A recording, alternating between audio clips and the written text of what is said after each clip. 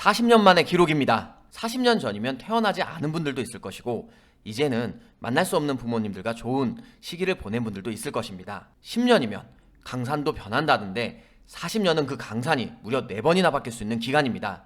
그러다 보니 당연히 그 영향력은 미 증시뿐만 아니라 국내 증시에도 주고 있습니다.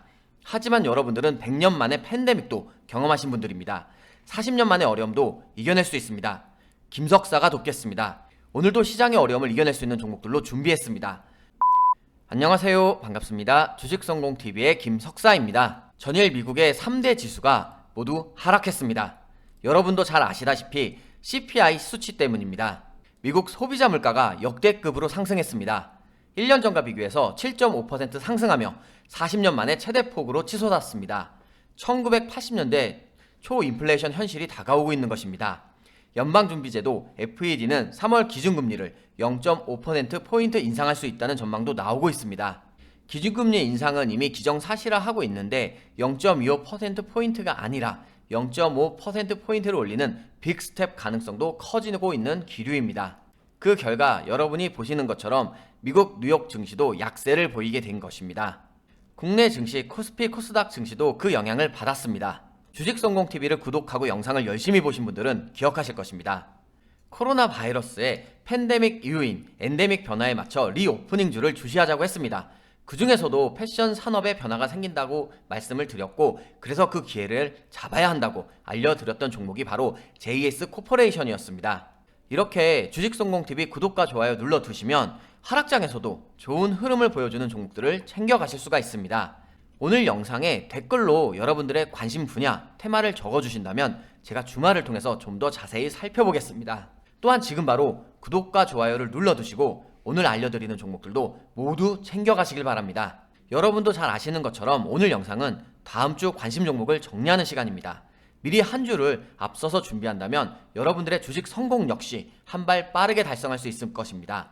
지금부터 앞으로 흐름이 기대되는 7종목을 하나씩 모두 살펴보겠습니다.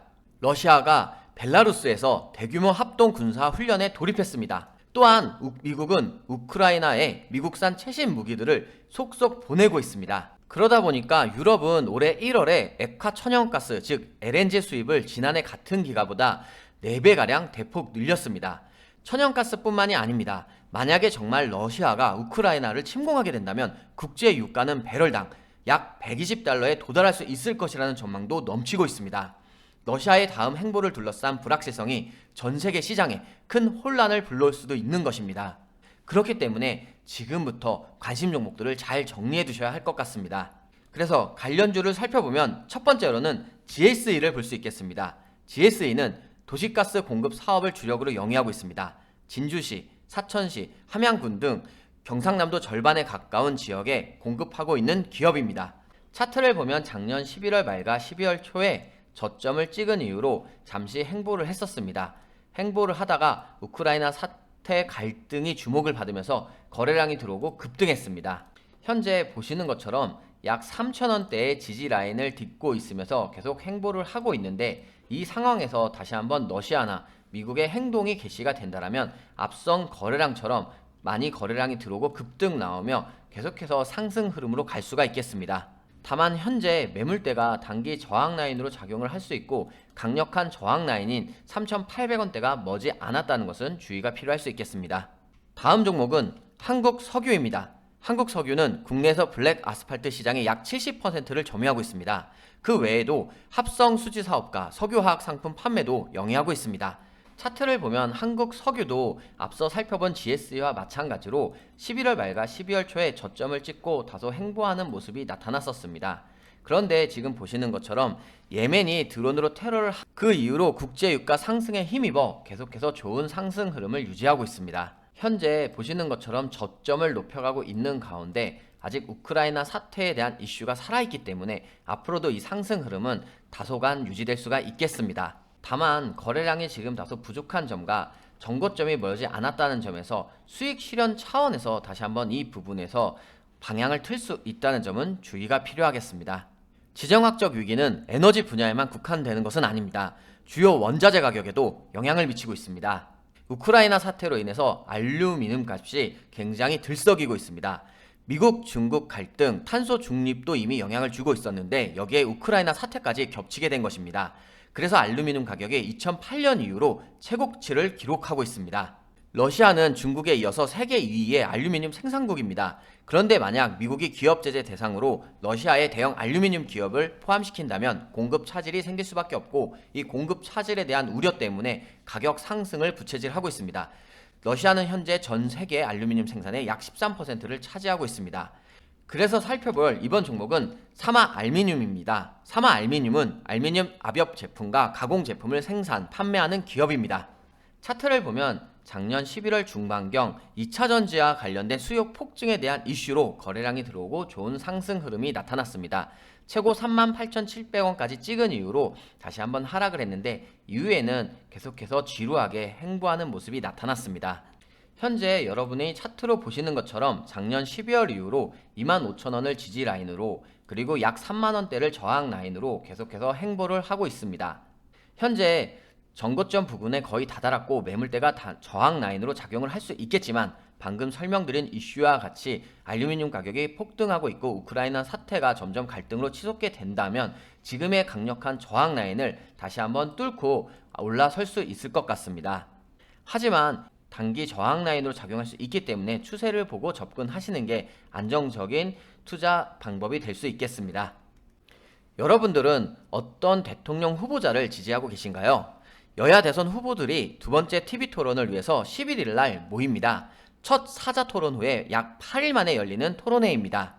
특히 이번 2차 TV 토론은 후보 등록일을 앞두고 치러지는 마지막 토론입니다. 때문에 자유 토론이나 언론 공통 질문 시간을 통해서 후보 간의 검증 시간이 더 좀 활용될 것으로 예상하고 있습니다. 따라서 저는 이 기간에 정책 관련주를 살펴보는 것 또한 의미 있을 것으로 예상하고 있습니다. 어느 누가 되더라도 아파트 관련해서는 이야기가 나올 수밖에 없습니다.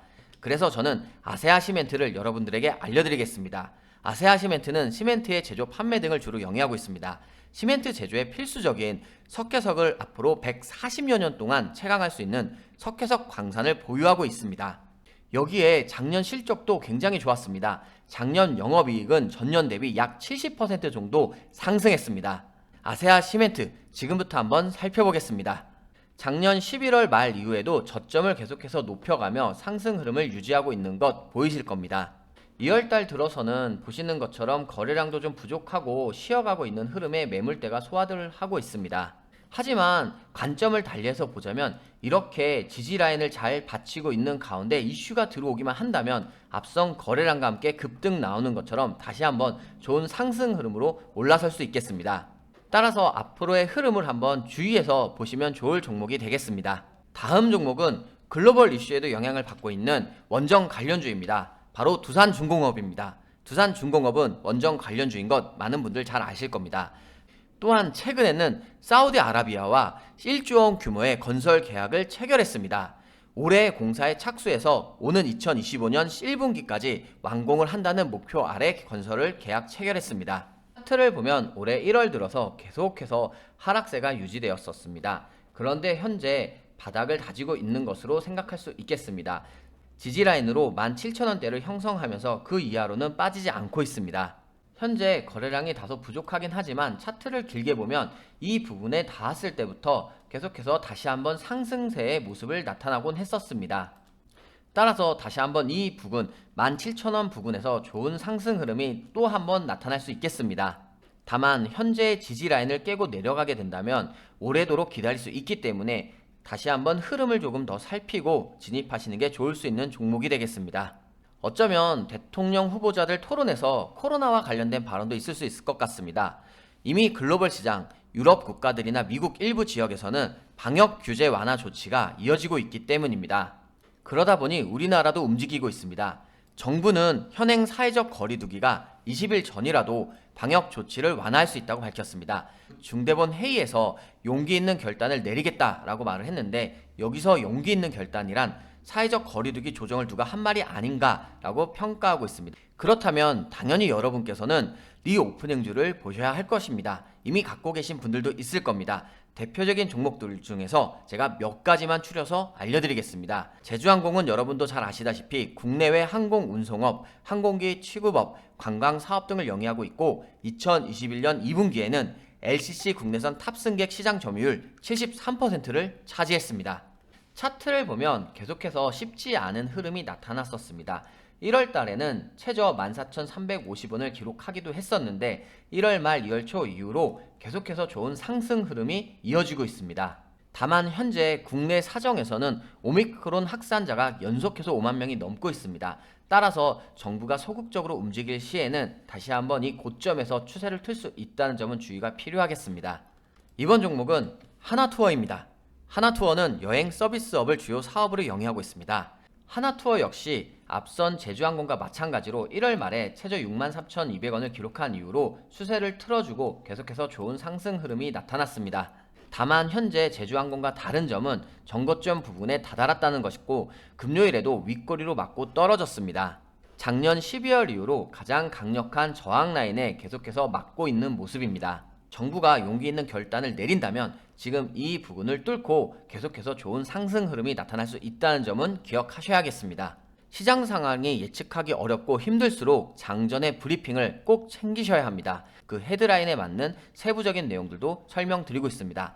따라서 주식연구소 무료 어플을 통해서 장전의 주요 이슈와 함께 종목들을 챙겨가시길 바랍니다. 그 외에도 투자 달력을 통해서 중요한 일정들을 모두 기록해 두고 있습니다. 마찬가지로 여러분들을 주식 성공으로 이끌 수 있는 필수 자료를 계속해서 업데이트하고 있습니다.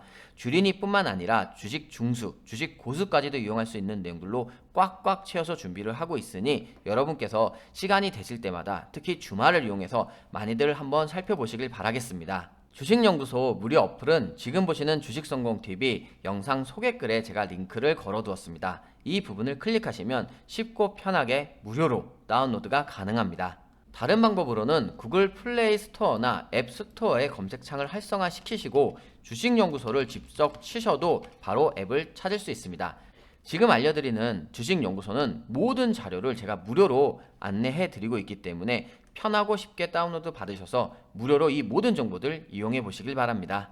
우리 주식성공TV 보시는 모든 주식 투자자분들 2022년에는 꼭 주식으로 성공하시는 주식 성공의 원년이 되셨으면 좋겠습니다. 고맙습니다.